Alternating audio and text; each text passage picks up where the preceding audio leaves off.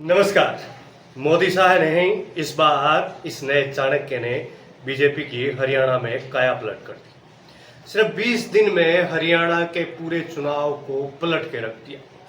जिस टाइम एक वक्त आया था कि हरियाणा में कांग्रेस की लहर थी, एक टाइम यूं लगने लगा था कि इस बार कांग्रेस हरियाणा में अपने झंडे गाड़ने वाली है।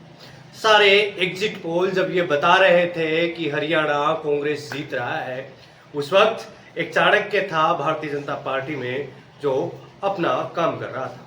तो चलिए आज की इस जानकारी की तरफ, या यूं कहें कि इस खबर की तरफ। हरियाणा में मंगलवार को विधानसभा चुनाव के नतीजे आए, यानी कि आज विधानसभा चुनाव के नतीजे आए। इस दौरान राज्य की सत्ता में पिछले 10 साल से काबिज बीजेपी को जनता ने फिर से सरकार में बैठाने का फैसला किया।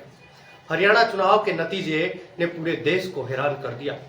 जहां मतदान के बाद सारे एग्जिट पोल कांग्रेस को भारी बहुमत से जिता रहे थे, वहीं इस परिणाम ने फिर से सत्ता की चाबी भारतीय जनता पार्टी को सौंप दी। गौरतलब है कि इसी हरियाणा में कुछ महीने पहले यानी लोकसभा चुनाव के दौरान कांग्रेस के पक्ष में माहौल पूरी तरह से दिखाई पड़ रहा था। उस वक्त कांग्रेस ने राज्य 10 लोकसभा सीटों में से 5 पर जीत दर्ज की थी। लोकसभा चुनाव के बाद माना जा रहा था कि विधानसभा चुनाव में कांग्रेस एक तरफा जीत दर्ज करेगी। हालांकि अब नतीजे कुछ और ही आए हैं।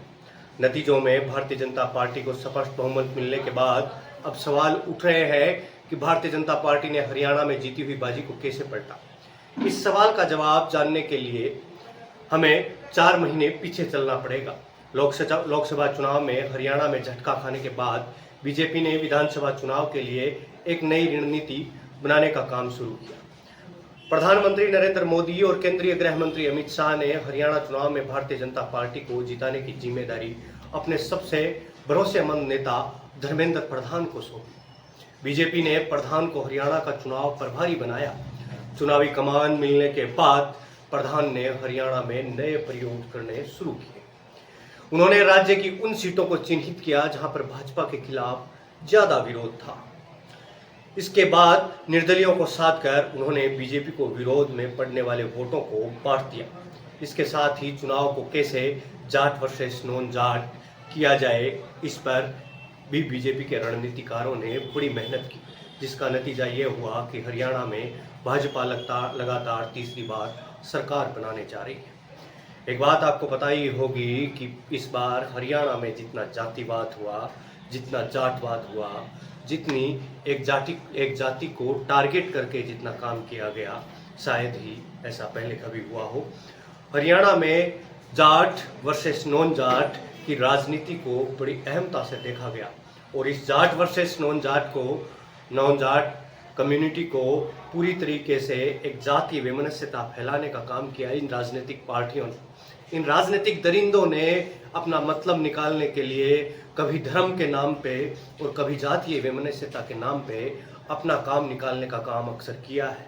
अब जरूरत है इस देश की जनता को समझने की, सुधरने की, चीज़ों को देखने की, जो वास्तविकता हकीकत में एग्जैक्ट है क्या। आपके भी दोस्त होंगे, किसी अन्य धर्म में भी होंगे या फिर किसी अन्य जाति में भी होंगे। क्या कभी आपको उनसे परेशानी हुई है? नहीं, बिल्कुल नहीं। आपका जवाब यही होगा। लेकिन ये राजनीतिक दरिंदे जब आते हैं तो ये सबसे पहले धर्म के ऊपर अपना निशाना साधते हैं। वहीं थोड़े वक्त में जब धर्म की राजनीति थोड़ी सी फीकी पड़ने लगती है, तब ये बात बांटने का काम करते हैं जातियों को, और जातियों को बांटकर अपना काम निकालना कोई इन राजनेताओं से सीखे। तो अब आपके समझदार होने की बारी है। तो हो जाइए तैयार, होइए समझदार और इन दरिंदगी भरे चेहरों को एक कड़ा जवाब दीजिए। जाति व्यवस्था में ना आकर अपने विवेक से वोट कीजिए, अपने विवेक को समझिए। अभी मैं चलता हूं, मिलते हैं किसी अन्य ऐसे वीडियो में स्क्रॉल करते हुए। तब तक के लिए आप देखते रहिए। जय ब्रह्मा।